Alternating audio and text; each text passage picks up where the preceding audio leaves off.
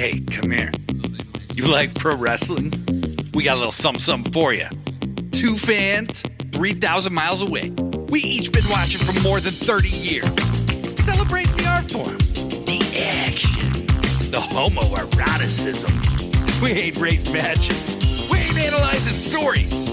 We ain't experts. We just sit down, shut up, and mark out!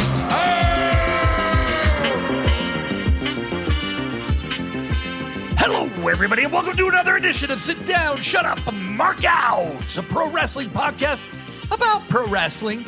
I'm Blade Daly, and it's just me here with the chat today because we are talking all about Forbidden Door. We're talking about Forbidden Door. We're talking about Dynamite. We're talking about Tony Khan's press comments. We're talking about pre-sale figures that went up for Jazzwares when I thought they weren't going to make figures anymore. We're talking about probably something else. But what we're talking about first is talking about stuff. That part just ended, just FYI. That part just ended. I was talking about what I'm going to talk about. If you haven't already, make sure you are subscribed to our YouTube channel. Make sure you're subscribed on whatever you're listening to me on right now. Make sure you leave us a 5-star review wherever those can be left. Tell your friends, tell your grandmother, tell people. Blade Daly, he's a somewhat nice person. I mean, kind of nice. And he's knowledgeable about wrestling and really expert wrestling insights. So today we verge into the monthly tradition of me making predictions that will indubitably be incorrect. That's for you, Keith Lee.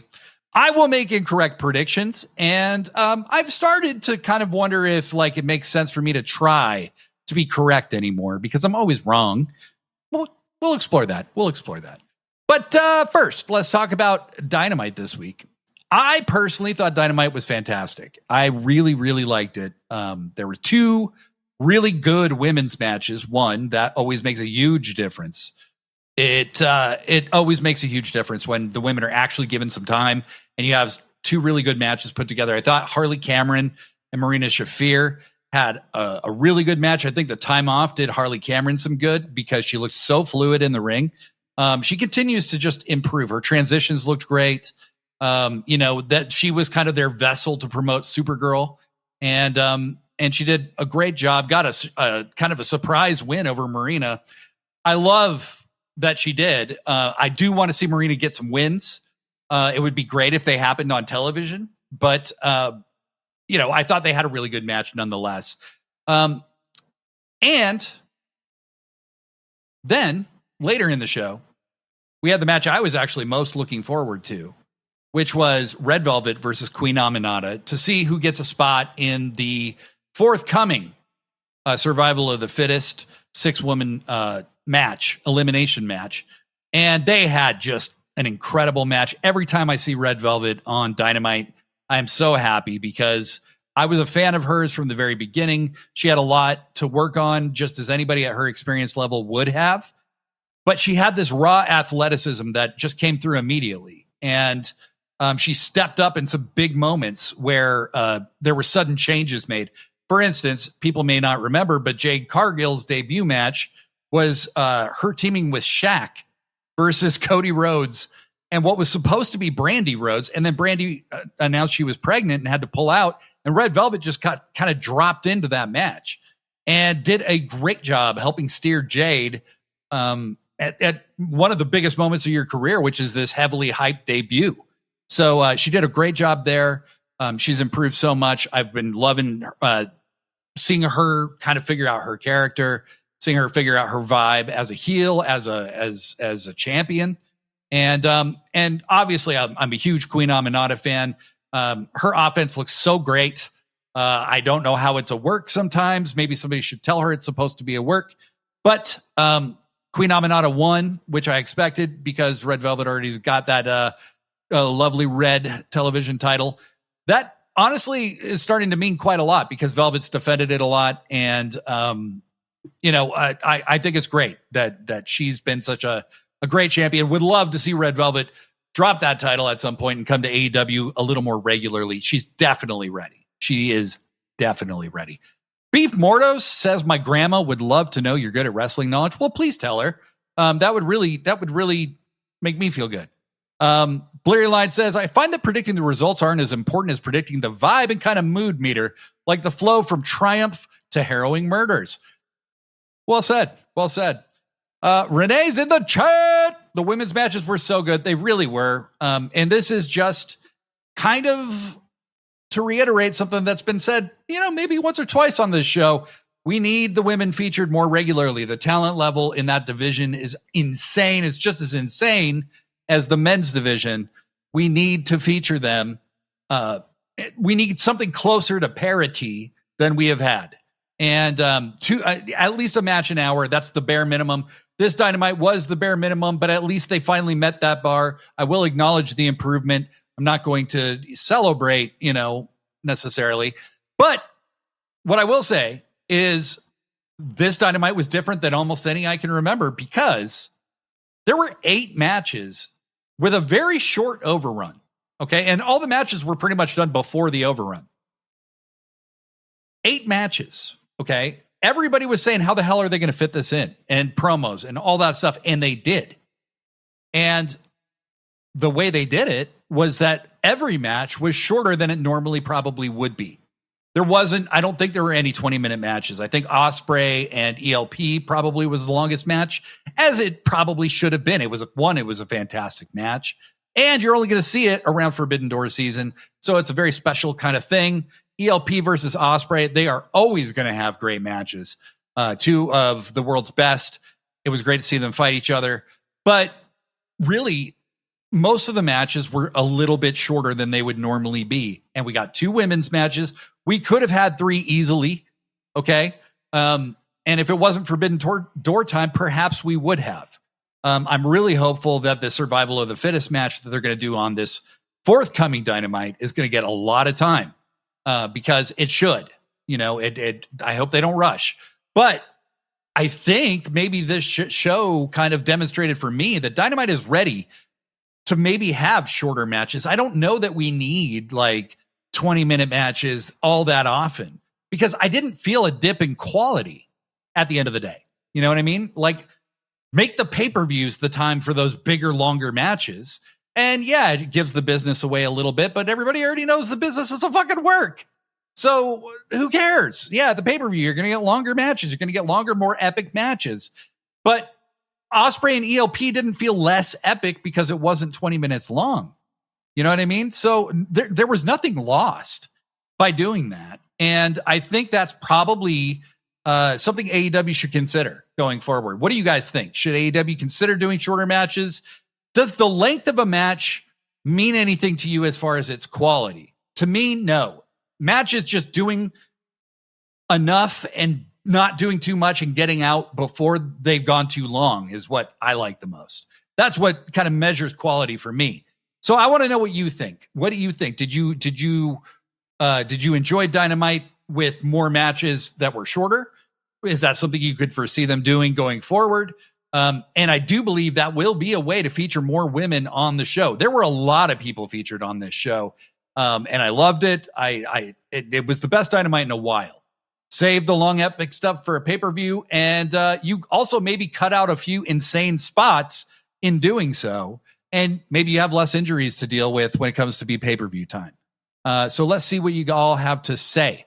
Bleary Line said, I really enjoyed Dynamite as a show. 2 women's matches that were good, but I also didn't enjoy it as a go-home show. Like, all the Forbidden Door aspects were just rehashing things we've heard many times. Oh, interesting. Beef Mordos, I haven't watched ROH religiously, but it was awesome to see how much Red Velvet improved. She lays it in. Yeah, she does. Yeti Malone and Cody probably wishes he pulled out the, oh boy. Blurry Line, Velvet's been great on ROH, but I do agree with Aminata winning like AEW needs her now. Velvet's already onto a good thing with the TV title. She can continue for a little while there. Absolutely. I think Maya World will probably unseat Athena at some point. So I don't think that's really what Velvet's targeted for, but if they needed her to, she would be the one I would turn to aside from Maya World. You know what I mean? Especially when she eventually loses it, she'll be properly ready for an AEW proper run. Totally. Always Never, Dynamite felt like Collision. Yeah. Always Never says survival of the fittest match should be 30 minutes. Yeah, so just proving that there is no the exception proves the rule often. Survival of the fittest is one of those matches that needs to be allowed to breathe and given some time. That's a chance for Tony Khan to maybe build some goodwill that he certainly has been in need of building for a while. So I hope he does. I hope they do, because the people they have in the match are fantastic, and I'm excited for it. I agree in the context of this being a pay-per-view week. Like, AEW has given us very long matches on the same week as pay-per-views before, and it feels a bit unnecessary, but I definitely prefer them when we're in the longer gaps between pay-per-views. Yeah, I mean, I don't think you just go, oh, okay, the answer is every match should be much shorter. There are still going to be those moments where they pull out an hour-long draw on you, like a title defense, an hour-long title defense, like they did with Hangman and Danielson one time, or they've done that before. But I think, by and large, Tony Khan's kind of stuck to that 4 or 5 match structure. And what he proved with this show is that he could fit more people in. And still get promos in and not make the show feel rushed. And I didn't think the show felt rushed. I didn't think any of the match finishes felt rushed. Beef Mortos, the qualifying matches for the survival of the fittest also tell me they have plenty of awesome talents for the women's tag division too. Yes. And we're going to talk about that when we start talking about Forbidden Door, because they need to, for a minute there, the tag division looked kind of stacked, and then it kind of fell apart, and they're going to need to beef that up.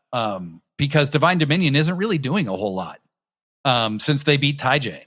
None of the matches felt too short. More matches, especially women's matches, are welcome, says Yeti Malone. Nuclear Wessels X TV matches should be shorter just so they can feature more talent. That's kind of my general outlook on it. Renee says, I like the way the show flowed. I got annoyed with the talking spots because it interrupted the match flow. LOL. I thought, honestly, most of the talking was pretty brief. Thankfully, I actually really enjoyed the DC MJF segment because of the t-shirt reveal, which was absolutely appalling in every single way. I liked when they asked Okada if he had anything to say, and he just stared at the camera, and then he just goes, bitch. He's so great. He's so great. I loved how everybody in the Don Callis family was also completely repulsed by the shirt. Or by the image of MJF and Don in Speedos together. Absolutely disgusting. Perhaps that is, a future thing for MJF and Don. It would be very, very, very amusing to see them maybe have a partnership down the road, like a longer term partnership. But I think Don might have something on the horizon. We'll see.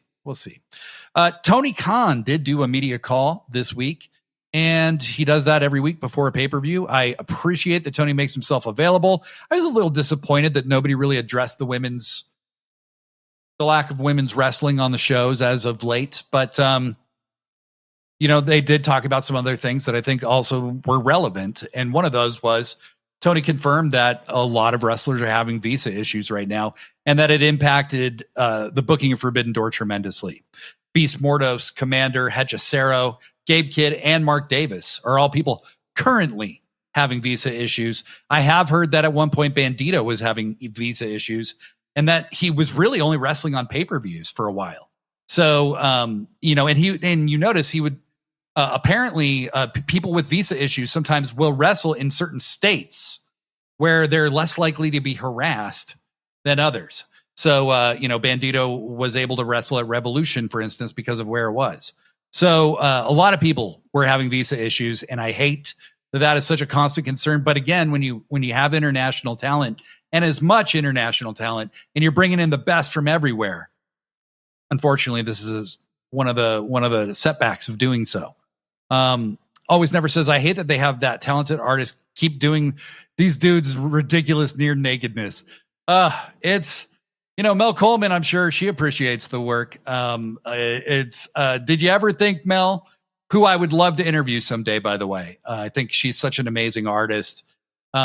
Did she ever, imagine herself when she was going to art school or whatever, drawing Don Callis in various homoerotic paintings with his various charges that he's been leading?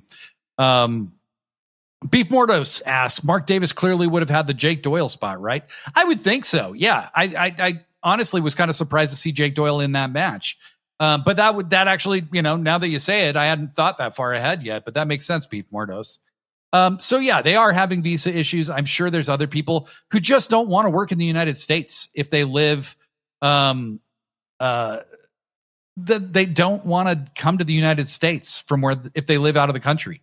ICE has been harassing soccer. There's been people on the soccer teams coming in for the World Cup who've experienced harassment.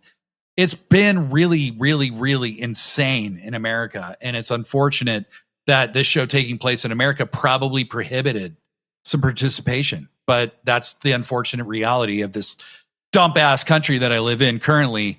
It sucks. It really, really sucks.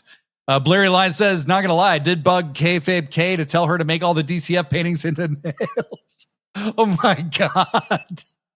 That would be insane. Kaylee, I'm not sure if you are still with us, but if you are, I second that idea. That is a really, really good idea. And Mel would probably be very impressed. I'm sure it's very easy to do. No, it's not. Always Never. Mel Coleman and Editorial Style are just so dope. I completely agree. If you guys don't know who Editorial Style is, she is the one who makes a lot of the really, really cool entrance videos for people. She made the Triangle of Madness entrance video. She's worked with Brian Cage. She's worked with indie wrestlers, even like EC3, I believe she worked with at one point. But she works with a lot of people in AEW. She's really kind of the person who built the brand voice of Julia Hart, because when Julia Hart was doing those kind of extended offsite promo packages where she was dreaming and, she shot her cheerleader self with an arrow and shit. That was all Editorial Style. Amazing stuff. Yeah, she has been working with Leo as well. Just really, really, really great stuff. Nuclear Wesselzak says, Naito said he wants to work in the U.S., but it wasn't likely based on current events. That's really sad. There is not one person living in America who this administration's decisions have not affected in a very negative way. Economically, just making the things that you enjoy in life harder to experience. Like, for instance, I collect toys. Tariffs made toys more expensive. A lot of people who are smaller toy manufacturers can't make them because they literally can't afford it. They can't afford to order a container. They can't afford to pay for the materials because, one, there's a shortage that's starting to arise of a lot of those materials. And two, they're simply price prohibitive and toys are becoming too expensive to make for some manufacturers. It's a real letdown. It's a real letdown. Blurry Line says Editorial Style is maybe the biggest visual influencer over AEW and ROH. I completely agree with that. You will not watch any AEW ROH show from the last 3 or 4 years without her work front and center. Yes, her name is Danny, and she is fucking awesome. She is another person I would love to interview. You guys are giving me some great ideas for people to reach out to. I'm going to reach out to Danny and to Editorial Style, even if they don't make it on the show anytime soon. I want to get on their radar because I've always been a big fan of both of them. Tony was asked if he would be willing to buy TNA if Anthem put it up for sale. He asked how much, like for what price? And the hypothetical of $40 million was suggested, which I don't have to be Tony Khan to know that that is an insanely ridiculous price. Okay. TNA is not worth $40 million, not with their entire library, not with every contract they have. They're not worth $40 million. I don't think they're worth half that much. I'd be surprised if anybody would pay more than 10 for it. And that would be still a lot because I believe I heard TNA actually rents everything they have. They rent all their equipment. They rent all of their, I believe they rent their rings even. I don't even think they own that. So yeah, TNA is not worth $40 million. What an insane price to even suggest. Beef Morto says, you guys, I would not buy TNA for $40 million. Please make that answer clickbait. They did because I'm talking about it. Jack Perry reportedly has not re-signed with AEW. Oh no! Will he go to WWE where CM Punk is? Do you think Jack Perry will go there? Do you think CM Punk would like that? Do you think there's any chance of that happening? Do you think he'd be wrestling on AEW programming if Tony really thought he wasn't going to re-sign? Jesus Christ. The wrestling media lately has been really... It's felt like they are really trying to make a story out of everything because there isn't the drama that there was a few years ago. And, the speculation about Jack Perry not being re-signed, even if it's factual, I just highly doubt that he's going anywhere. Like he's going to be a world champion in AEW. All of his best friends are in AEW. His partner is in AEW. So unless they're both going to let their contracts expire and run away together to, go wrestle in Japan, I don't know. I think he'll be re-signed. Tony Khan said repeatedly throughout the media call that the plan is for Jack Perry to be with AEW for years and years to come. Player Line 7 says, not going to lie, Tony's hiring ex-Real Madrid managers for Fulham. That's a better use of money than $40 million on TNA. Yeah. Always never. To see a shite administration in real time fuck everyone over is wild. And they aren't even good at hiding it. They don't even try to hide it. I mean, is the thing. You guys know where I fall in the political spectrum. Fuck fascism. Fuck the Trump administration forever. Okay, fuck these people. They are absolutely horrible. I've never once voted for them. Okay, but I've been, like you, forced to deal with them for over a decade now. And I cannot wait till the day comes where they are investigated, found guilty of multiple crimes, and I'll spend a bunch of time in jail. Fuck y'all. Not going to lie, 15 million and we get Ali and I'd take it. I want Mustafa Ali. I do want Mustafa Ali. Tony should see about maybe buying out his contract or something. Speaking of buying out a contract, it was said that Tony Khan had bought out Andrade's contract from WWE or something prior to Andrade officially being cleared to show up. And I had seen some people speculating online about the potential of him doing that with other people. And maybe somebody like the New Day or somebody like that showing up at Forbidden Door. Tony was asked about that. He said a lot of the names linked to AEW are still under contract to other promotions, so he wouldn't expect to see them. I agree. I don't think that's going to happen. If I was Tony, I don't think there's any point to doing that because the place to introduce the New Day would be All In. Why wouldn't you introduce them at the biggest show of the year? That makes all the sense of the world. You save a big surprise for your biggest show. Them alone would be huge, but imagine some of the other people that could show up. Imagine if Kairi Sane showed up on the same show. Imagine if she's like in the Casino Gauntlet or something. Yeah. Blair Line 7 says, and we get to use TNA titles in the next AEW game, plus have TNA era Christian Cage and Samoa Joe, Christopher Daniels. Hey, that's not a bad idea. I like that, honestly. Yeti Malone says, well, Blade is going to get disappeared. Probably, but I don't think it'll be by this government. I don't think they're actually the one thing that I felt keeps a lot of people safe from this administration is they're idiots. They're inept. They don't actually know what they're doing. They have a bunch of influencers and morons running every department. As you can see, every time they're actually asked serious questions, they cannot answer them because they don't know what they're doing. Always never. Why this is my only wrestling fix outside of wrestling and Simon Miller. I don't care about contracts and shit. You can talk about it as you have a podcast. Yeah, generally, I mean, look, contracts and all that stuff. I think the thing is the wrestlers kayfabe the people that they leak to as well. Wrestlers exaggerate. That's literally the nature of their personalities. So it's hard to believe almost anything, right? It's hard to ever really get an actual true and full story about anything in wrestling because it's all based on deception. It's literally a sport invented by con men. I'm going to do an episode exclusively about that someday. I've talked about it before, but holy shit. If you want to read about the early days of wrestling, one of these days we're going to have to talk about that because it is fascinating, but it is very criminal. Renee, how you know? It makes no sense too. Like, people are more likely to buy the pay-per-view, the first one after the non-competes expire. Why would you jump those debuts forward? Exactly. Beef Morto said, you're a white dude with 2 wrestling podcasts. They probably just assume you're on their side without listening to you. They probably do. Fuckers. No. Yeti Malone, why buy out the New Day's contracts when they'll be free agents soon? Exactly. I think the thing with Andrade, if it's even true that happened, he was, they were trying to keep him under contract for another year. And I think it was worth it to Tony at that point to go like, yeah, fuck that. I want him. This guy's in my plans now. So they wanted to bring him in.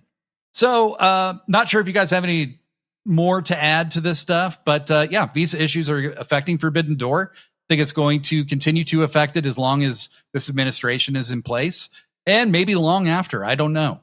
Maybe they consider doing it out of the country again. Jose Concepcion joins us, says, Blade, glad to be here. Need more AEW content. Thank you.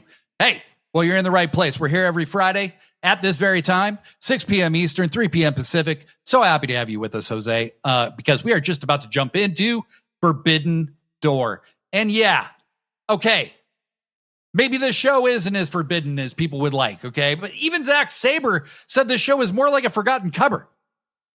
But my question isn't, where are all the New Japan people? My question, no. It's not, why isn't there all these Stardom people here? My question is not, where is CMLL? My question is, when is Tony Khan going to open the real Forbidden Door? Open a wormhole, a wrestling wormhole, and we can usher in the arrival of Kenta Kobashi from 2002 or Jumbo Tsuruta from 1982. Huh? Pizza issues my ass. You're a billionaire. You can afford it. Figure it out, Tony Khan. Sorry. Okay, so we're going to do predictions. We're going to talk about predictions. I'd love to know yours as we go. Please tell me if you agree or disagree with my picks. They will be wrong. If you wanted to go on one of those betting websites, just do the opposite of what I say. You'll probably win more than you'll lose. And I don't use those websites for that very reason and hold on to the meager earnings that I have made. So for the buy-in so far, we have 2 matches announced. There was an interesting match added to this, which was the winner for the last spot in that Survival of the Fittest match. It's Micah from Stardom versus Sky Blue.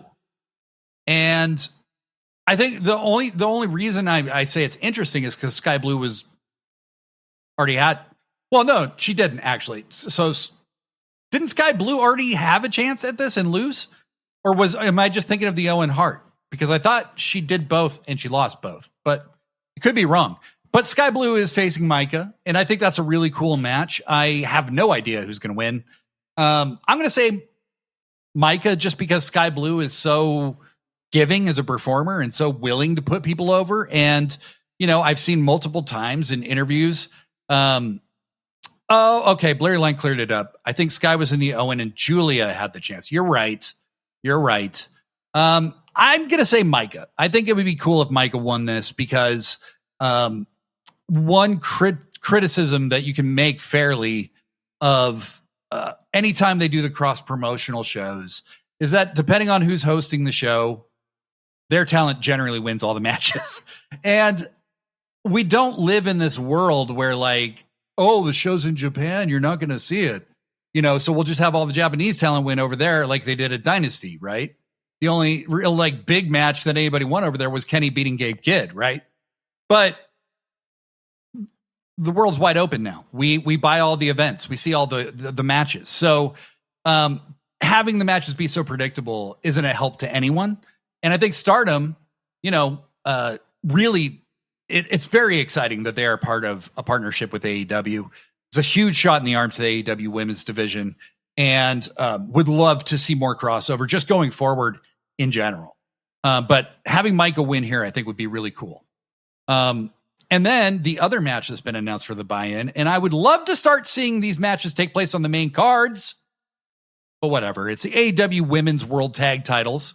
Divine Dominion was challenged by Thunder Rosa, who's bringing Olympia to tag with her. And that's exciting. I think that's a really cool match. Olympia has wrestled Megan Bayne. Olympia has, I saw her wrestle Megan Bayne I watched a live event where they wrestled. They had a fucking awesome match. And Olympia can pick Megan Bayne up and throw her around. It's really cool. I really do like Olympia, and I like the idea of these two teams clashing. Divine Dominion really hasn't done much for the last several weeks since they beat Taiji. And you gotta keep the gas on, the gas burning on the fire. I don't know. I feel like we're going to eventually get to the Brawling Birds versus Divine Dominion at All In. That's great and everything, but you need to have more teams. We're not anywhere close to that yet. You got Redemption next month. You got whatever. I want to see these two teams really, really have a great match and hopefully get to be in the premier spot on the buy-in at the very least, because they deserve it. I really am a big fan of Divine Dominion. I love dominant heel champion. So, my prediction is they will win, but I think it's going to be a really good match. And it's great to see Thunder Rosa, utilizing that dual contract to its fullest. I think it's really cool. Jose says, I don't care if Forbidden Door isn't the same, but everything changes. Look at Survivor Series. It's War Games now. So let's chill, WWE shills. I think, at the end of the day, I think Forbidden Door, when Forbidden Door first started, it was very novel to see New Japan wrestlers on a American Wrestling Company's pay-per-view. That hadn't been done. And so that was very novel, and it's not novel anymore. New Japan is probably the least involved of these promotions as far as throughout the year with AEW, but CMLL, I mean, there's people signed to dual contracts that we see all the time. There's people with, I think it could be cool too. You could also find a different way to do this where you have, maybe almost like something that was thrown around. Is kind of ironic that you said that, Jose. Something that was thrown around is if you had a kind of Survivor Series format for Forbidden Door with some kind of tournament or something, and no champions had to defend their titles, so the matches didn't seem as predictable. And you could have a one night tournament with CMLL teams and New Japan teams and Stardom somehow all involved. You know what I mean? There's ways to do it. Blair Line says, I'm cool with this, but I feel like we've lost a lot of Divine Dominion momentum. They should have jumped to another more built feud after Taiji. Keep ratcheting up their reign. That's kind of what I'm thinking too. I feel like they've lost some momentum. Jose says a lot of things will happen at Forbidden Door. I feel the Spider Girl will lose the belt. Then Monet will take it in July. That's an interesting possibility. So you're thinking Tekla drops it to Starlight Kid, which would make sense. Then Monet uses her title shot, but the title shot specifically for All In, isn't it? I don't know. There's a lot of ways this could go, but the Starlight Kid thing is interesting. Blair Line says it feels like a step down since they're facing a first-time team, and Rosa isn't someone currently featured on TV. It does, but I mean, the division feels kind of empty right now, unfortunately. Getting to the main card, we have the IWGP Global Heavyweight title being defended. Shota Umino is defending against Pac. This is going to be a really good match. I have a feeling that if you give these guys a little bit of time, they're going to really cook. Shota Umino, despite all the criticism of him, is a really good wrestler, and he's got to find himself as a character. He's being Naito'd currently, where the fans aren't accepting him as the over-the-top babyface, and that's okay. That is okay. But I think Shota Umino is going to get a huge high-profile win, and it's going to be over Pac on a pay-per-view in America. That's a really, really good thing. There's no reason Pac should win this match. Pac, look, this guy, you can heat him up anytime you want. He's like Claudio. Him and Claudio are so similar. They're still a threat to anybody they wrestle, and you can heat them up anytime you need to make them a legitimate challenger or to make them a legitimate in a competition. But You can also use them to put people over and make them more legitimate. And Shota beating Pac on a pay-per-view is a huge win for Shota. I think it's a slam dunk. You have to have Shota win this. Pac doesn't need the IWGP Global Heavyweight title. So I think this is going to be a big win for New Japan and a big win for Shota on a different stage. Plus, Shota has all this history with the Death Riders. I wonder if at any point he's going to interact with Mox on this show somehow. That would be very interesting to me. We're also going to have a three-way tag that I'm really looking forward to. We have the Young Bucks, my personal GOAT tag team of all time, versus Sky Team, Mystico and Mascara Dorada, and Unbound Company being Shingo and Titan facing each other in a three-way tag match. Fuck yeah. That's another match that may not jump off the page at some people, but holy shit, this match is going to fuck. Children are going to be conceived because of this match. We will experience population growth because of this match. That may not be the best news, but I think it's going to happen. There will be children named Shingo because of this match. And rightfully so. Rightfully so. Always Never says, we need Rev Pro and Eve Riot Wrestling showing up, and I love that tournament idea. Yeah, it wasn't my idea. I did steal it from a group chat that I was in. Sorry. Professor Degree, I believe, was actually the person with that idea, and that pains me to say. You guys know I don't like that guy very much, but it was his idea. Yeah, it would be great to see the partnership with Rev Pro and Eve Riot Wrestling. I'd love that. AEW's been pretty generous about the talent exchanges, especially with the women wrestlers. And I think that's because they haven't been using them a lot. So use them more, please. Let's have them return the favor. Stardom can send more people over like they are. Let's just do more of it. Blurry Line says, we need some lovely Mox Pac Shota tension, where Shota was literally the original follower of the Death Rider. Guys, if you haven't seen the G1 from 2019 and every post-match interview Moxley does with Shota Umino, it's still some of the greatest wrestling promos of all time. Moxley is absolutely fucking hilarious. He's the one who gives Shota the name Shooter. Shota plays it all up perfectly. It's just amazing shit. It's the funniest shit I think John Moxley's ever done, aside from maybe poking Pac in the belly a few months ago. Really, really good. Really, really good. Always Never says, my only bummer is when Pac loses. That means we don't get that amazing lariat unless there is a Death Rider beatdown. I think there's going to be a Death Rider beatdown. I look, they got to do something to cross the streams here. Otherwise, why Shota on this show? You know what I mean? They could have sent anybody, but they sent Shota. Kind of crazy. Is Shota in the G1 this year? I think he is, isn't he? I feel like Pac is under strict real life orders from Moxley to make Umino a star. Beef Mordo says probably. I think they are close, and I want them to build towards something maybe in Japan where Shooter finally beats Mox. Hopefully this is the beginning of that story, and that could be the shot in the arm that puts Shota over the top. Blurry Line says they can't get a bigger spotlight for my GOAT Shingo. Like, this is going to be good, but I'd love a singles for him. Look, Blurry, we're on the same page on this one, baby. Like, I love Shingo Takagi. I think he's literally one of the greatest in-ring workers of all time. We can't even get New Japan to use this man to his fullest potential. Okay, I want a world title reign for this man. Okay, today, you could give him a world title reign. He's like my age. He's a little younger than me, maybe. But, like, you could put the world title on him today, and he'd be legit, Give Goto a run. You give Shingo a run, for Christ's sake.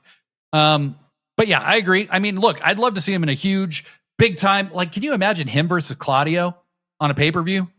Can you imagine him and Brody King on this pay-per-view? It would be amazing. Yeah, no, I'm with you. When they did him and Danielson as part of the Owen Hart, that was really cool. Yeti Malone lying by saying Professor Degree sounds like a smart guy. No, that's not true. Blurry Line says, make Shooter look good or I'll poke your tummy again. Yeah, that could be the instructions to Pac for sure. On this three-way tag, I really don't. I think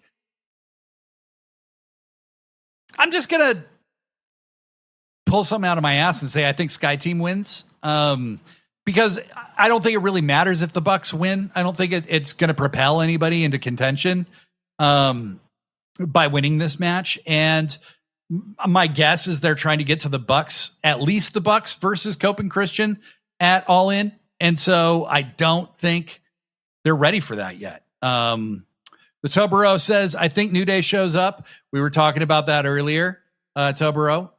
But in this particular instance, Sky Team winning would be really cool because both those guys are also under contract.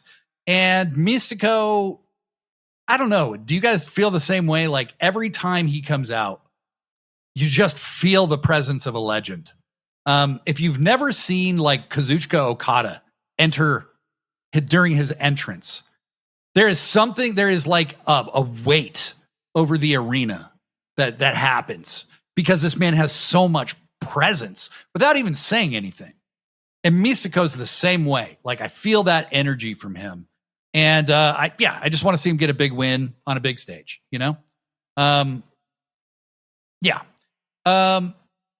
right. So Tobero says, oh yeah, I just feel like New Day shows up and costs the Bucks, leading to a 3 or 4-way at All In. We will see. I think that would require a buyout. And we were talking about that very possibility earlier. Tony Khan did say in his presser that, you know, there's a lot of people that free agents that have been tied to AEW in the press that are under contract to other people right now. Then again, that's exactly what Tony Khan would say if he had bought out their contracts. Who's to say for sure? Tony Khan doesn't always do the most box office predictable thing, and that's what makes him so much fun as a booker. So I'm predicting Sky Team on this one. I think that would be a huge win for them. Mascara Dorada needs something in AEW. I would love to see him get a big win on this show. And again, it's good for the partnerships for them to do that. So going forward here, we have the Continental title match. My heart wants something that is not going to happen. Okay. Bandito versus Jon Moxley for the Continental title. I want Bandito to win. Bandito's not going to win because Jon Moxley really is in that. You can't say it's not deserved, right? I would love it if they put Bandito over here because, man, he's so good. He's so special, and a win over Moxley could be the little tap he needs to get to the next main event level, right? I don't like dual champions. Number one, Blurry Line says Bandy 2 belts. Yeah.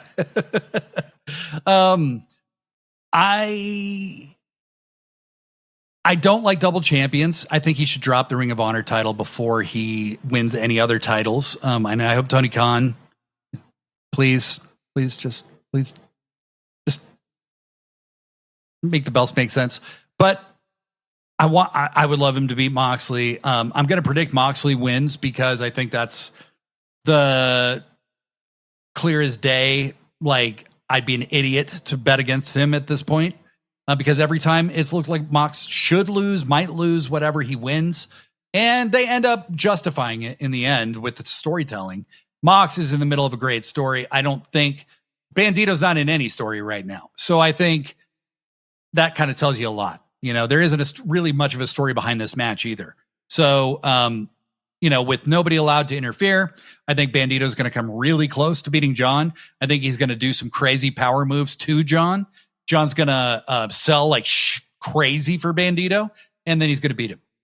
That's what I think. Let's see what you guys are saying. Cope and Christian versus Bucks versus New Day versus FTR at All In. I can see it happening. FTR might be working by saying, well, we don't know when we're going to be back. I think they probably do.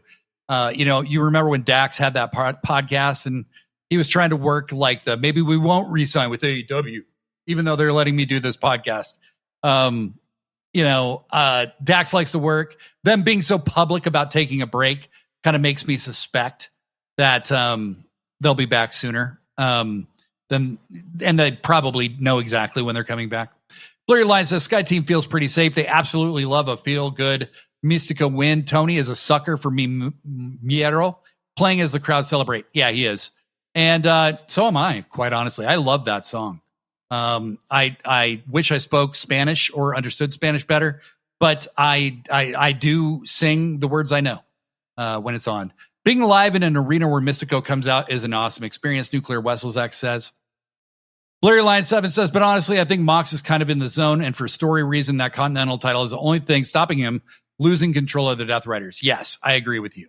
And I think that he is the one who's actually in a story right now that requires him to be strong. Bandito, I guess my only slight complaint, and it's a very slight one, they keep booking Bandito in kind of these premier singles matches, but he keeps losing on pay-per-view. And so it would be nice to see him get a win, but it's definitely not this one. And look, being in a match with Mox on a pay-per-view is a big deal. So he's going to come out looking stronger no matter what. Hopefully he just gets the endorsement from Mox after the match. That'll go a long way. Blurry Line says, we've kind of forgotten that Pac and Claudia look at Mox with absolute disgust anytime the crowd cheer him. The title is what's giving him the authority to still command them. Yes. The Tobero, I just don't think Mox loses without there being a build to the match. Exactly. Yeti Malone says Cash is a shooter. Wrong kind of shooter, friend. Fuck your mama 2 times. Sorry, guys. I had to pick up a pizza for my son. Have we talked about Tekla SLK yet? No, we have not. The Tobero, so did Ospreay. Losing on the road to being the guy makes it so much more important. You're right, the Tobero. I'm just impatient. Bandito's my guy. It's just that little kid I want it now. But Bandito's not going to lose anything by losing to John Moxley. The AEW Men's World Tag Titles are on the line as Cage and Cope face the Dogs. Now, something to consider. Gabe Kidd is going to be in the G1, but he is apparently okay to wrestle. Okay. I think Gabe makes an appearance during this match for sure.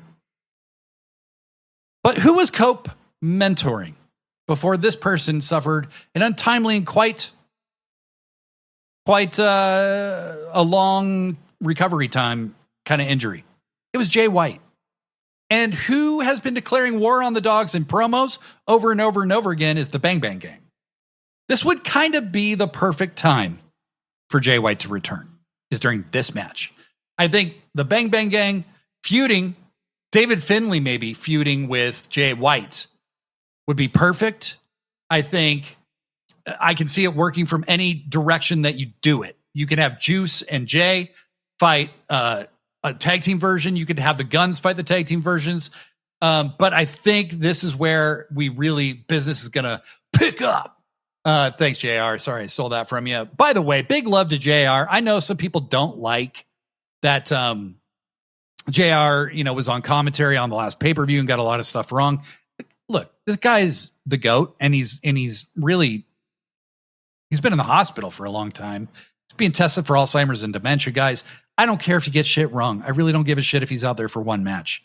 JR can go out there and be wrong. He's trying his best.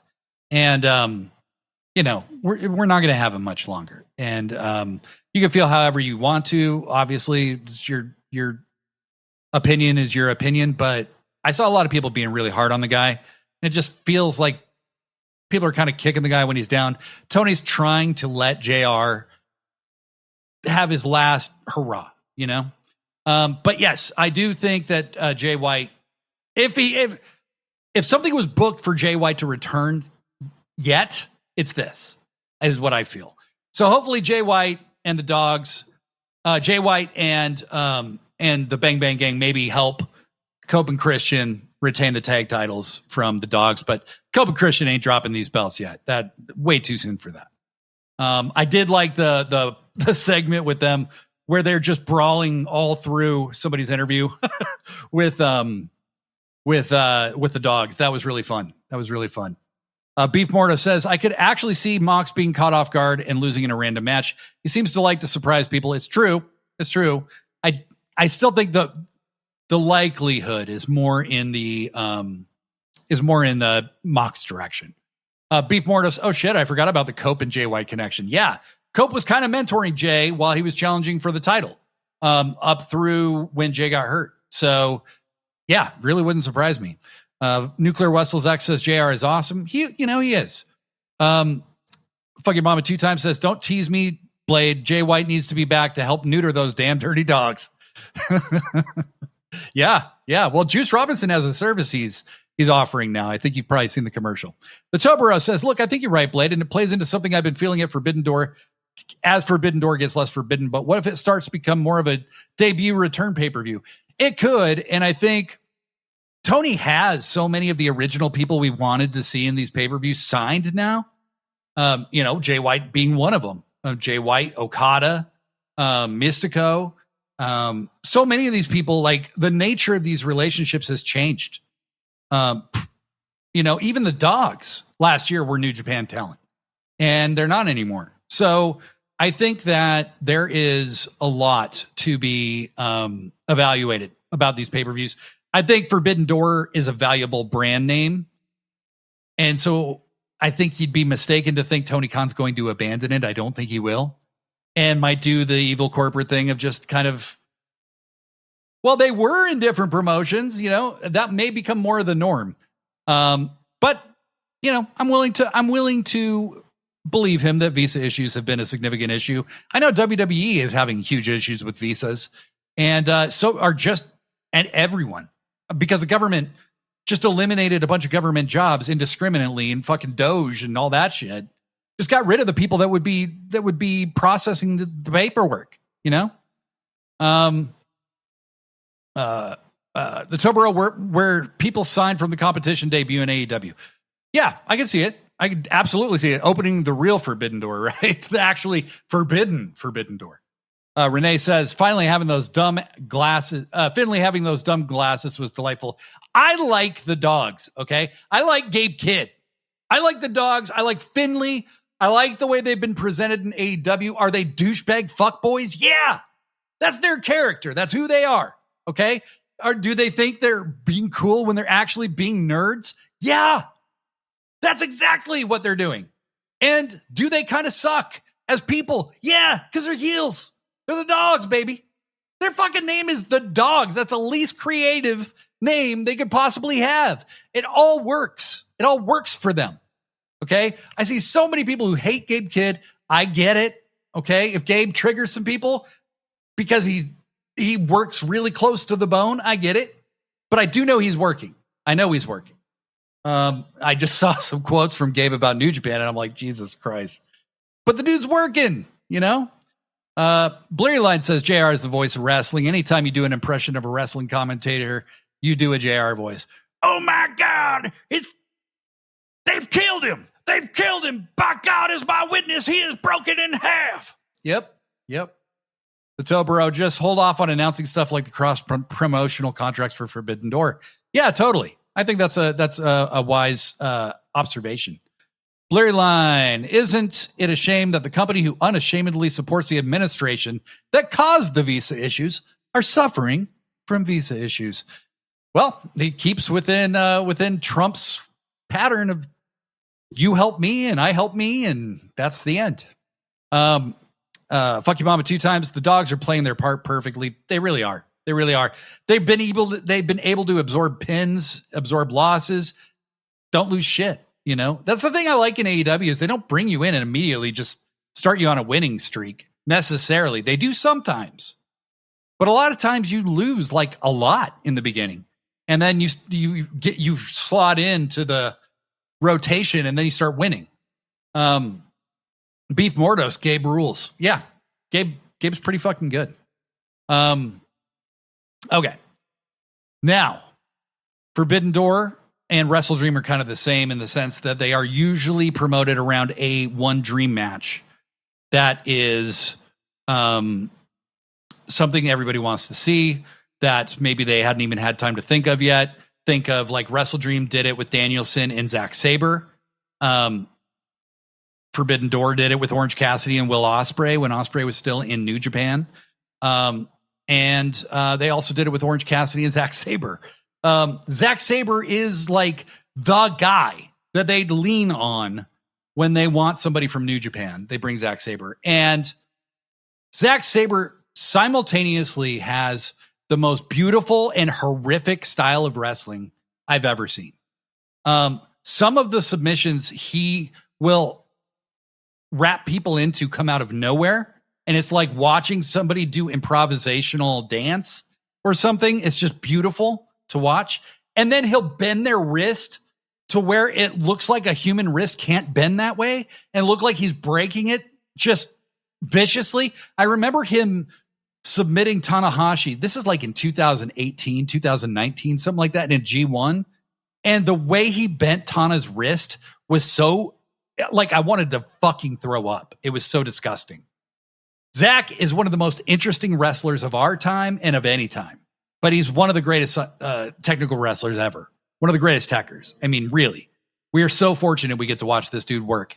And we are really fortunate that we get to watch him work against Kenneth Jerome Omega. What's the frequency, Kenneth Jerome Omega? That's right.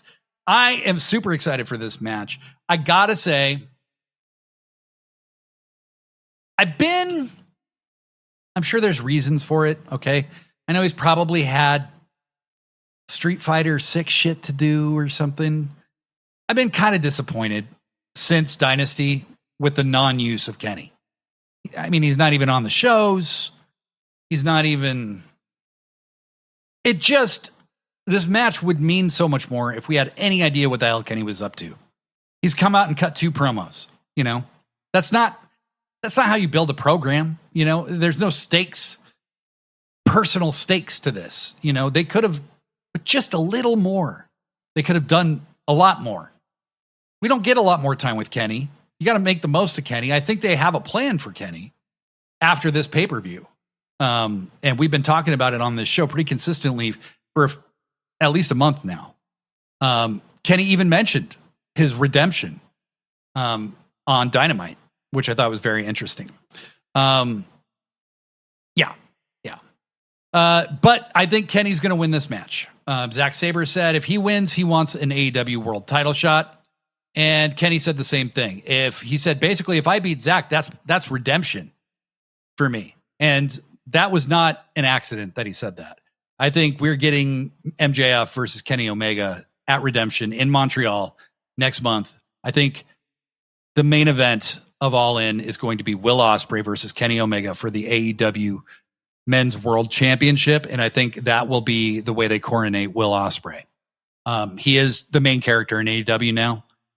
So, you know, let's see what the chat's saying. Blurry Line 7, you don't profit when you work with Trump. UFC even learned when the whole White House event caused them huge losses. Yeah, that they will then use WWE marks to fucking make up for, you know? Yeah, Blurry Line said, I'm noticing a pattern, which makes sense. He's the best wrestler currently in New Japan. He's English, so obviously there's no language barrier to his promos, and his style is so unique that you're guaranteed to get a match you've never seen before out of the established AEW star who's facing him. Absolutely. The Jack Perry match with Zack Sabre on Dynamite was awesome. Loved it. I think Zack, you know, getting his world title runs with New Japan was so great. And that guy is so deserving. I'm a huge Zack Sabre fan. After I got to see him wrestle Danielson at Wrestle Dream, and I have never seen a crowd lose their shit for 25 minutes for a match that technical. You know, it was technical almost the entire time. Fuck You Mama 2 times says Tanahashi might have been the guy who coined the name, but Zack is Mr. Forbidden Door, and Tony loves him. Yeah, I heard Tony use the term at the presser. So yeah, he is Mr. Forbidden Door. He is really the MVP of those events in a lot of ways. Blurry Line says, I think the Kenny stuff is deliberate because other characters are calling him out on it. He's made a lot of promises that he's not been around to fulfill. That's what I'm hoping. I'm hoping that that's what it is, because the whole thing with Ospreay after Double or Nothing, when he's like, well, you're teaming with the Death Riders. Why didn't you call me? And Ospreay said, you're never here, you know? And then Kenny immediately disappeared again and has been gone up till this pay-per-view. So yeah, I think Blair, I hope to God you're right, because that's a slam dunk. All right. Especially if Kenny turns heel to win this world title again. And becomes the heel against Will Ospreay leading up to All In. The Tobero says, I think they're trying to be safe with him, trying not to take any chances he gets injured before his big last final title run. Could be. Blurry line, in my honest opinion, is leading to him doing whatever is necessary to reclaim the world title. This is exactly what Kenny did the last time he won the world title, is he got evil and he got desperate. I'm not even, Beef Morto says, I'm convinced Kenny is rejoining Don Callis at Redemption and screwing over MJF. I definitely think that's a possibility, and I would say it's a very strong possibility. That's exactly what I think is going to happen too. I think that Kenny likes being a heel. At the end of the day, he's a really good heel, and Will Ospreay's his boy. You know, like he has been for years. Kenny's tried to make Ospreay, and they've always had a series planned. They have a career record of 1-1, right? Ospreay beat him the last time, but he had to cheat to beat him. So now Ospreay's going to beat him clean in England in front of his hometown. He's going to beat his favorite wrestler, his hero. He called Kenny his hero, remember? He's going to beat his hero, Kenny Omega. And Kenny Omega is going to be in the main event in this huge event in England. It's at Wembley Stadium. Not a bad way to start calling it a career if you're Kenny Omega. Always Never says, I don't need Kenny to be a heel, but your booking makes sense for the next championship runs. We need to shout out Hangman for getting 2 pay-per-views named for him. Yeah, it's true. Hangman is he's always been kind of that main character, you know, that they call him. Okay, so we have the men's Owen Hart final. Will Ospreay versus Swerve Strickland. I'm just going to say it. I think Will Ospreay's winning this match. It just makes too much sense. People have been booking Ospreay to be in the main event of All In since like he came back, basically, because the event's taking place in England again. I don't know that they'll do it in England again next year because they're selling less tickets every time they do it, which is natural. But they haven't announced any matches yet either. So I don't know. But I do think that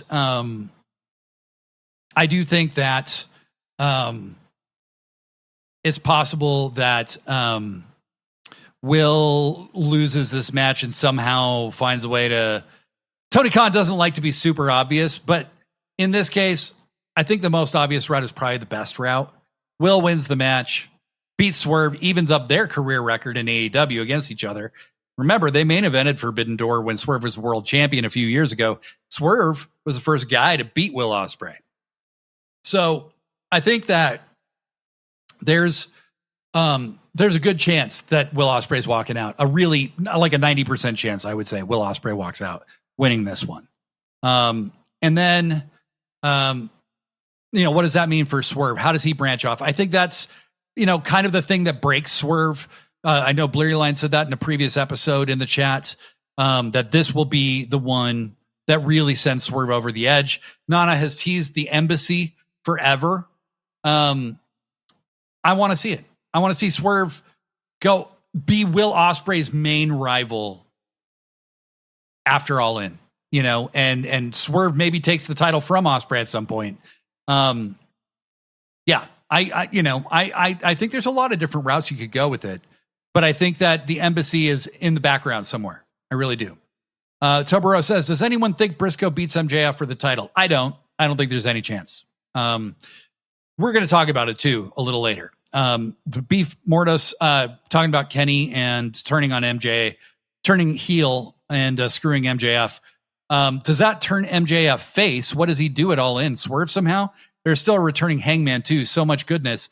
I think they can turn on MJF and not turn him heel or not turn him face. I think Kenny simply is just the bigger heel, and Kenny goes full on cleaner, like demented, crazy Kenny for like a month. He's going to be champion for like a month.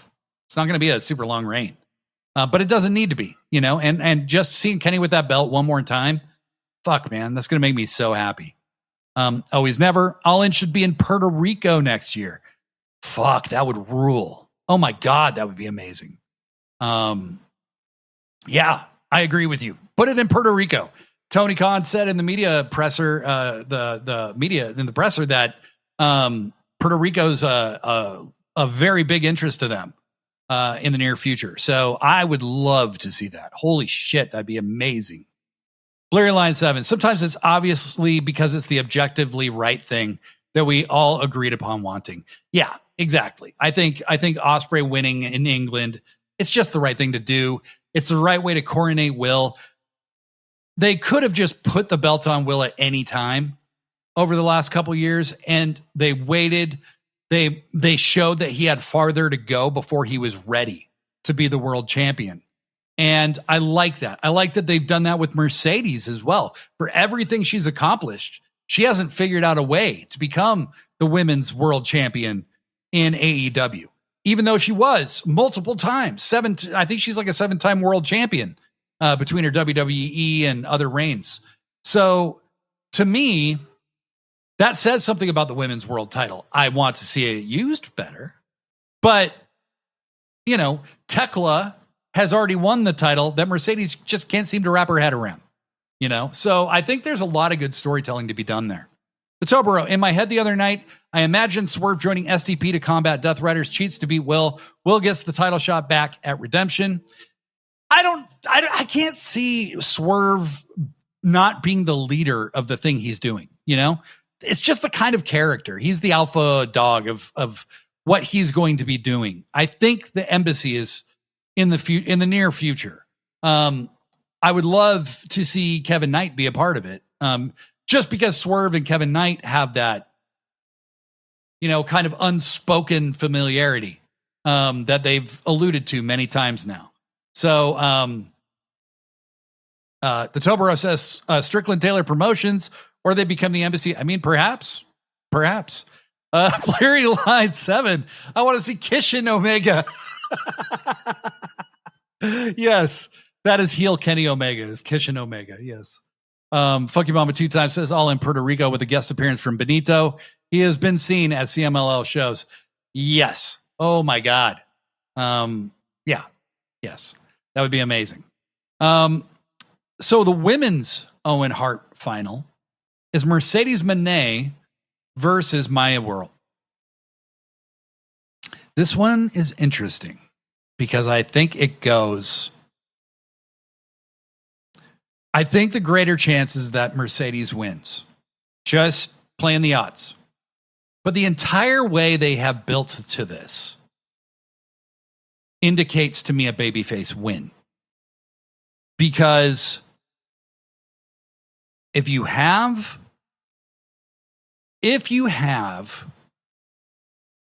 the story being, and they've told this story so outwardly, that Maya World's brother was killed recently, that she came back, this is where she wanted to be, this is what she does, and she's okay with that, and her family's okay with them telling that story. How do you have her lose? The reason that I say the build has indicated to me that Maya would win was after she beat Athena, which I thought was possible. After she beat Athena, when Athena and Mercedes turned on her and double teamed her, that pretty much said to me that's the babyface has to pull this out somehow. And so I think Maya World makes more sense versus Tekla than Mercedes does versus Tekla. And I can't see Tony changing his champions twice in both divisions before All In. I think Tekla, with Tony Storm out, Tekla, he trusts Tekla with that job. And Tekla versus somebody as like white meat babyface as Maya World, that's a draw. You can make Maya World a top tier star. Does she beat Tekla? I say no. Because I think her big play is to beat Athena for the ROH. She's the one who ends the ROH Women's World title reign of Athena, ultimately. Does she lose to Tekla at All In a great match that she almost wins? Yes, that's what I think happens. If I wouldn't bet on it, but I think Maya World winning actually does make some sense. You would have to do a lot of work between now and then, though. Mercedes may be winning the gauntlet. If they do that, makes a lot of sense too at All In. But I'm not sure. Always Never with a great idea. Maybe bring AR Fox back, but then where does that leave STP? You know, if they were going to do the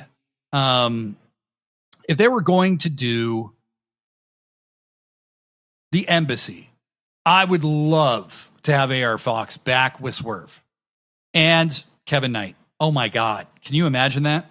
Can you imagine that? Because AR Fox in the Embassy was so, when it was just him and Swerve with Nana, that was fucking gold. When that got broken up, that broke my heart because AR Fox looked like he was ready to hit another level. And I would love that for him. And he was great. He just had this great little run as the TV champion in ROH. I would love to see him get something bigger from here. Talking about the Owen Hart final on the women's side, Bleary Line says, I'm fine either way. I think Maya winning is amazing, but Maya being there is a win already. Agreed. Bleary Line says, my guess is Athena costs Maya and helps Mercedes win, giving Maya the reason to take that ROH title off of her. Yeah, that could be true. Yeah, the Tobero says, I don't think Mercedes was ever the choice. I think Willow, then Athena might have been, but I think Athena stepped aside for her student. Could be. I was kind of blown away that the story that came out from The Observer, and I'm going to say this, I am a Dave Meltzer defender generally, especially as it comes, like people who just really hate Dave Meltzer. I don't get it. But Dave's been pretty wrong on some scoops the last couple years. I don't think breaking news is exactly his lane anymore. But Dave, as a historian, I don't think there's anybody better. And so he did say that the initial plan for the Owen this year was for Toni Storm to win it. I got to tell you guys, I am really glad that didn't happen. Okay. Because Toni Storm does not need the title. You give the title to people either to get them over or to get the belt over. Toni Storm has already gotten both over. She is a legend. She's like the fucking Undertaker of AEW at this point. She doesn't need a belt. Just put her on the screen. People will lose their fucking minds because she's fucking great. You got to stop this division revolving around two people. Okay? It's a big problem. And Tony Khan being forced to find other people besides Toni Storm and Mercedes to build this division around, and then having Willow get hurt, unfortunately. Terrible for Willow. But yeah, it was said that the plan was for Toni Storm to win it and face Tekla, and then the plan changed to Willow, who would face Tekla, which makes me think Maya World might be the next choice, because Maya World is that same white meat babyface as Willow. And, you know, I wouldn't call her a white meat babyface, but she's a huge babyface either way. And yeah, and eventually whoever wins that title is going to drop it to Mercedes somewhere down the line. I just don't see this matchup being Mercedes versus Tekla unless they're going to do a big Mercedes face turn, which I don't think they are. She's done nothing to indicate that. Future Shock Wrestling Pod. Sup, Blade Daily? This is BJ. I'm on my wrestling podcast page. Can't wait for Forbidden Door. Fantastic. Well, thank you. Guys, make sure you check out Future Shock Wrestling Podcast. I'm going to check you guys out too. Thank you for chiming in. We really appreciate it. Always Never. I would be totally okay with Tekla versus Maya and then have her beat Athena this year. Yeah, I could see that being super interesting. Fuck you, Mama, 2 times. I think the Athena win solidifies Maya World as the one to dethrone our minion overlord. I do too. Fuck you, Mama, 2 times. The Tobero, it's the last belt for Mercedes to lose before becoming Meltdown Mercedes. Yes. And you know, she's done all, I was in a group chat where this was being discussed. Mercedes keeps touching the belt, which is almost always bad luck in wrestling historical perspective. You know, Mercedes considers that her belt. Well, what's happened to all of her belts? She's lost all of them. So this, whether she actually is the champion or not, is metaphorically her last title, Tobero. So that's what I think. Always Never says Mercedes needs to end the year as champ, and I think there's a very high likelihood of that happening. Yeah. The Tobero says, bring back Keith Lee. Yeah, have him in the embassy. That would be dope. Oh my God. Swerve, Keith Lee, Kevin Knight, AR Fox. There's the embassy. We just built it. There's the embassy. Holy shit. That'd be unbelievable. Fucking Mama 2 times, paying respect to history. You can't have the embassy back without Tommaso Ciampa.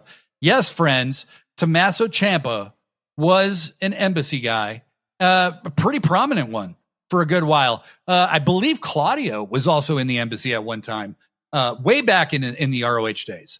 Fucking Mama 2 times says, bring back the Jimmy Rave robe. I love that robe. I bought the special edition Swerve that I already basically had, but it came with the robe. I literally bought a special edition Swerve action figure for the robe. But I love that robe. And it looks so right on Swerve. Bleary Line 7, I think we get Swerve, Kevin, Keith Lee. I know Swerve is who TV injured him, but I think you can ride around that. Well, of course you can. Yeah, you can definitely ride around that. I would love it.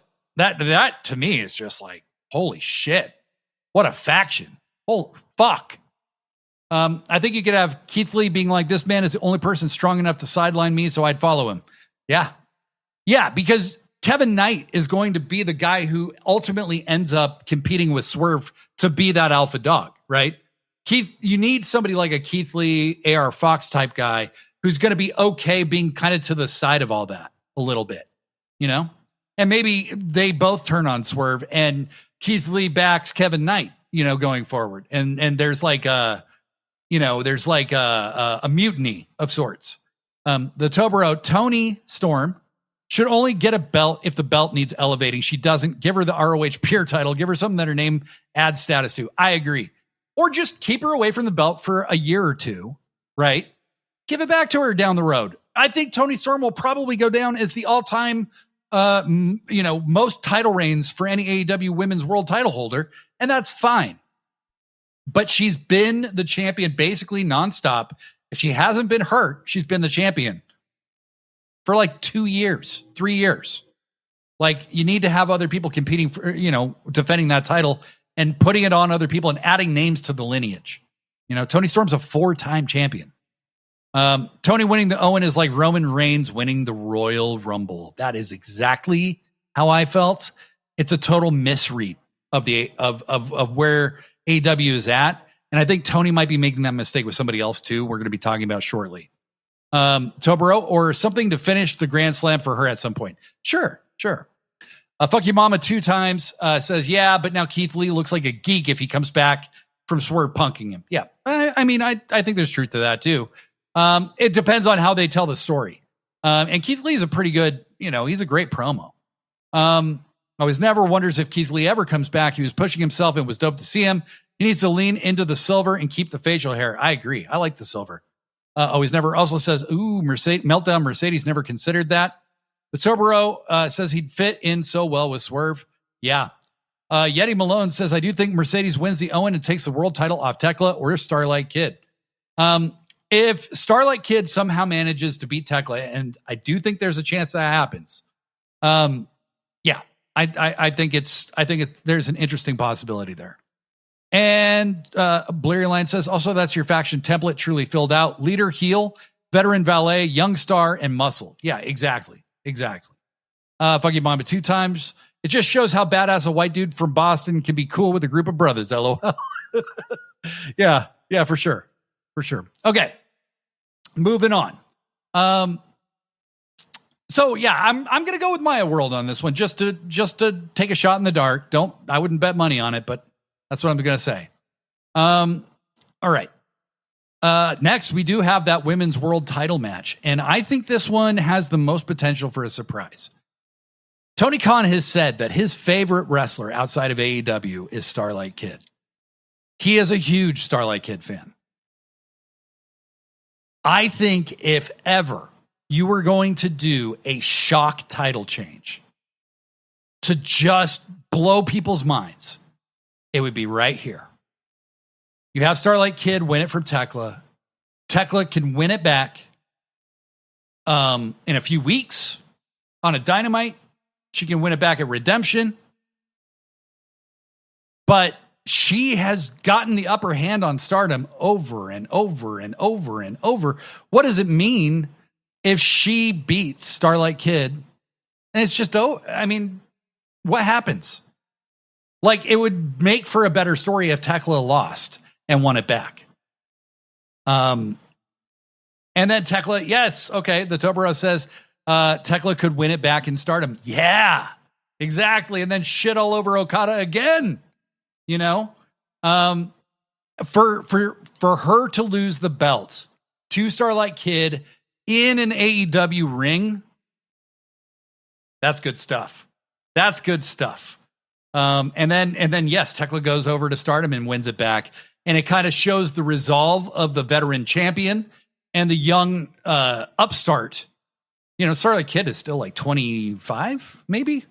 Yeah, I think there's a lot to be gained there. So for this one, I'm really going to step out on a limb. I think Starlight Kid is going to win this match. I want her to win this match. I love Starlight Kid. I love Stardom. They have received more screen time than any other promotion in the build to this. Nobody's really said anything about CMLL. New Japan has barely been mentioned, but Stardom is mentioned like almost every episode of AEW programming right now. So I have a feeling maybe there's something bigger in the works with Stardom. I really hope so, but ultimately I just want to see more women's wrestling in AEW, period. They have a lot of wrestlers that aren't getting any screen time right now, but seeing them wrestle the fucking gold standard of women's wrestling worldwide in Stardom would be pretty fucking dope on AEW programming. So that's how I feel. How do you guys feel? I would love to see Starlight Kid shock the world and be able to add that to her resume. That would be really cool. And it'd also be cool to have her name in the lineage. You know what I mean? The more likely outcome is that Tekla's going to win. But man, if you wanted a talking point coming out of this show, that would be the one. That would be the one. Blurry Line says, I will say I would be super intrigued by a Tekla Mercedes world title feud. I think there's a very interesting story to be told with that. There is. There absolutely is. Absolutely is. So if Mercedes wins, I'm not going to be like pissed. You know what I mean? It's going to be interesting to see how they get there. And Tony Khan has proven, if anything, he likes to take an interesting route to tell these stories. Fuck you mama 2 times says, don't be a coward TK. Put the belt on the Sky Tiger. Beef Mordos, SLK winning also helps make future Forbidden Door matches less predictable. Yes, exactly. I think Tekla would do it. I think Tekla recognizes the opportunity in front of her. I think that's why she's gone so hard. You can't have her spitting on the Stardom logo and showing up at their shows and beating up the president and doing all that stuff, and they never get revenge. Heels need comeuppance. And the job of a heel is always to lose at some point in the end. And Tekla understands that as well as anyone. When you love being a heel, that means you also love losing to the babyface in the biggest moment, and a lot of people do. A lot of people love that. Blurry Line says you can almost make Tekla a babyface, showing that she's been there every week, putting in the world while Mercedes was acting and on red carpets. Absolutely. I think you can work in some of the real life frustrations with the women's division. Make Mercedes say, you have the belt, but I've always been the champion. Points out that the women's division improved as soon as Mercedes came back. I mean, they alluded to that in that promo package that they ran. I believe it was a week ago. Yeah, a week ago on Dynamite. So that may be the direction they're going. Because Tekla's half a babyface now. That people love Tekla, So finally, we come to the 10-man tag cage match main event. MJF team DC MJF. MJF, Kazuchika Okada, Kyle Fletcher, the Jet Kevin Knight, Jake Doyle, and Andrade El Idolo versus Mark Briscoe, Darby Allin, Konosuke Takeshita, Roddy Strong, Orange Cassidy, and Kyle O'Reilly. How excited do you guys feel for this match? I'm really curious. I've talked to quite a number of people about this match, and the feedback I've gotten has been very mixed. There's some people like me, I think, who think Yeah, it's going to be an awesome match. Of course, it's going to exceed our expectations even. But I've talked to other people who are kind of puzzled by this. I think this is a storytelling match. It's a big storytelling match. There's a lot of crossover between everybody in the match. Obviously, Okada and Takeshita have quite a history. This could also be a way to start pointing Okada at somebody else. Kyle Fletcher and Takeshita have a lot of story.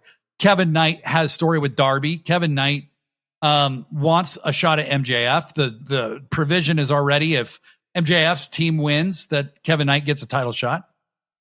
Andrade has been showing unhappiness with the Don Callis family and Don himself for quite some time. He doesn't like MJF, and MJF knocked him out on during the ending bit of Dynamite this week. The other side of this is that if the Briscoe team wins, Mark Briscoe gets a world title shot at MJF. And guys, I just got to be real. I just don't see that for Mark Briscoe. I don't see Mark Briscoe as the world title guy that I think Tony Khan wants me to. I was absolutely fine with him doing it in ROH because of his history there, because of how hard he's worked. I love Mark Briscoe. I think he's a fantastic worker. I think he has gotten his body into insanely good shape. Him being that, energy injector into the show, upper mid-card guy. But when he came out and he cut that promo at the end of Dynamite this week, it was the only bad thing on Dynamite. In my opinion, it wasn't a good promo. Mark Briscoe as the live in the ring guy cutting a promo, dude, is just not his bag, I don't think. And the thing is, he just says the same thing every time. I hate MJF so much. We know, like you've said it, and they put him in the ring and given him a long promo to cut 3 times in the last month. And it's just not fair to him. And it's not Mark's fault, it's Tony Khan's fault, in my opinion. I don't want Mark Briscoe to get a shot at the world title because I don't want Mark Briscoe to win the world title. I don't think they're alluding to this because it's not going to happen. Okay. You've already seen how it could potentially fall apart with Andrade costing Team MJF, right? And Andrade leaving the Don Callis family and Andrade wanting a shot at MJF. But Briscoe's just not, I just don't see him there. I just don't see it. And I don't think he has, I see Tobero does not agree with me. And that is perfectly fine. Okay. Let's see what you guys are saying. Tobero's pretty excited for the match. Blurry Line says, okay, I need to say this match will be very good. I'll enjoy watching it. It'll be entertaining, but I do not really care about it whatsoever from a story point of view. If we get a DCF implosion from this, I'll be happy for it. But if it's just about Mark versus MJF, then I don't really care. Yeah, I would have said the same thing. And that is before this week, because I think we saw the overlap of stories a little more this week. And it made me a little more excited for the match because there is a lot of overlap between the competitors in this match. Tobero said, my initial reaction is that I thought Andrade would cost MJF the match. Briscoe beats him. Andrade gets the belt off Briscoe and Kenny beats Andrade, but that's a lot of hot potato by redemption. I agree. I think Briscoe gets a shot and loses probably. If he does get a shot. It has the potential, but the build for the match has been giving all the focus to the least interesting part of the feud. Tobero says, I do. I don't think there is no way Tony doesn't give Briscoe a Mick Foley type win with the belt before he takes his last run. Which I'm not excited about on paper. That's me. I'm just not excited about it. Blair Line says, if you made this program the exact same, but with Eddie Kingston instead of Mark, I'd buy in hook, line, and sinker. That's kind of where I'm at. I would prefer it if it was Eddie. Yeah. I think he was sick, but I think there isn't a world where Tony doesn't give him a run with the belt before he starts to wrap it up. And that's the thing is my read of this, which giving Mark the world title is too far. It's too far. And to me, Mark just doesn't wrestle like a world title guy. He doesn't come across to me as a world title guy. Not the way AEW presents world title guys.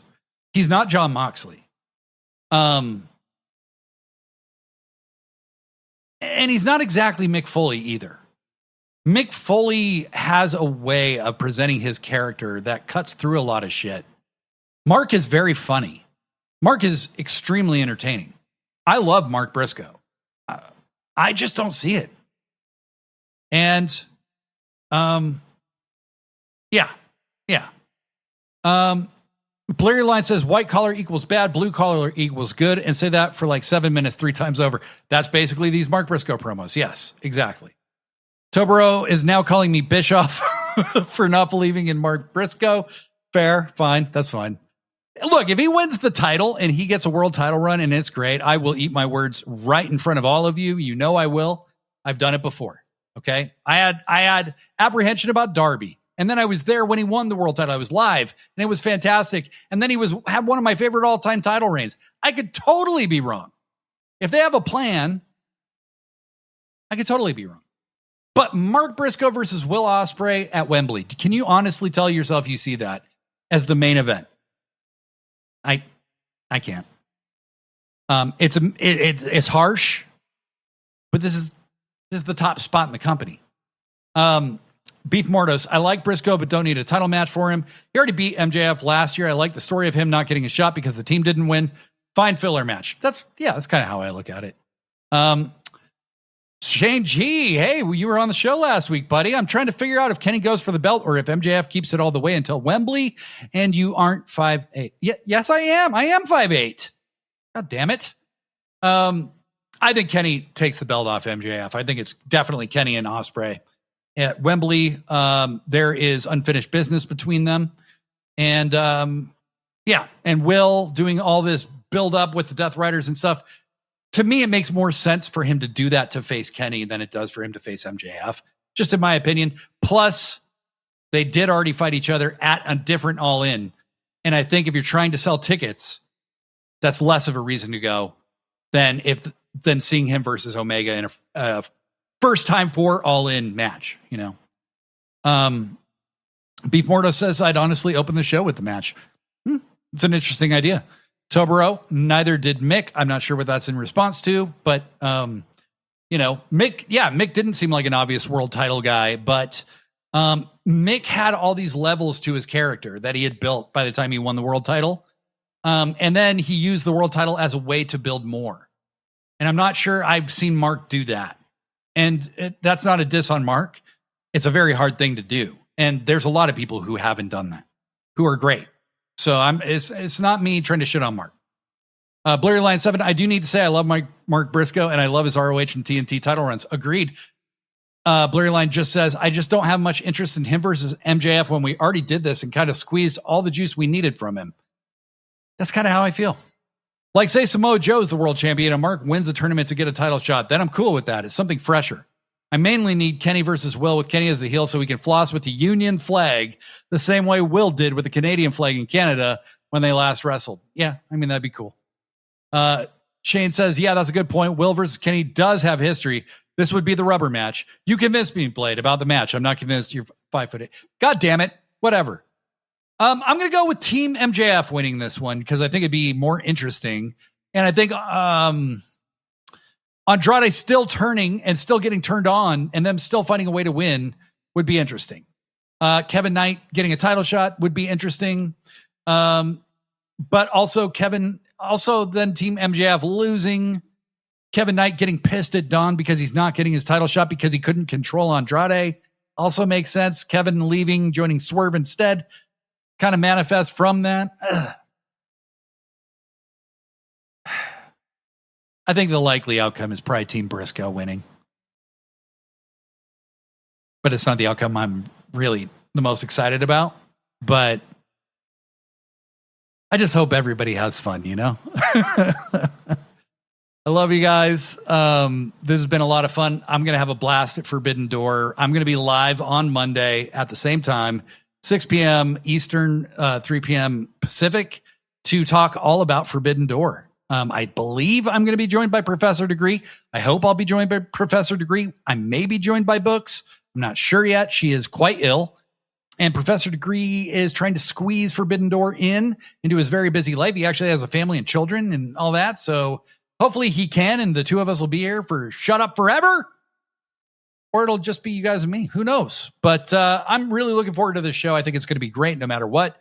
Cage match, all of it is going to be awesome. Thank you all for joining me. Thank you for giving your opinions and your predictions. We'll see who's right in the end. We know it won't be me, but you guys are great. Thank you so much.